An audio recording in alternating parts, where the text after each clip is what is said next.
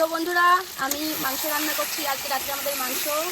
আর এখানে আমি পুরি ভেজেছি। পুরিগুলো ফুলে নিয়ে আজকে বেশি পাতলা হয়ে গেছে, তার জন্য কয়েকটা ফুলেছে। এখানে আলু ভেজে রেখেছি মাংসতে দেবো বলে।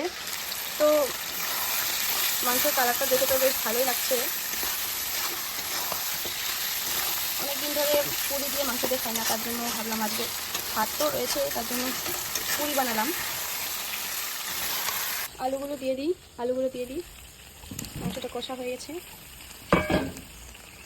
আলুগুলো আমি আগে থেকে ভেজে রেখেছিলাম। তো বন্ধুরা, মাংস কষানি হয়ে গেছে। অল্প তো ভাই বলে মাংস কষানি খাবে, তার জন্য ওকে দিলাম। নে, এবার খেয়ে বল কেমন হয়েছে।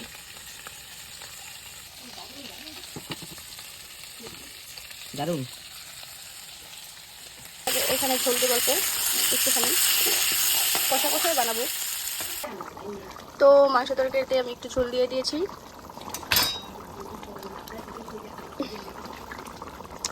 গরম মশলা দিয়ে দিলাম, আর একটু জাল করে নামিয়ে ফেলবো।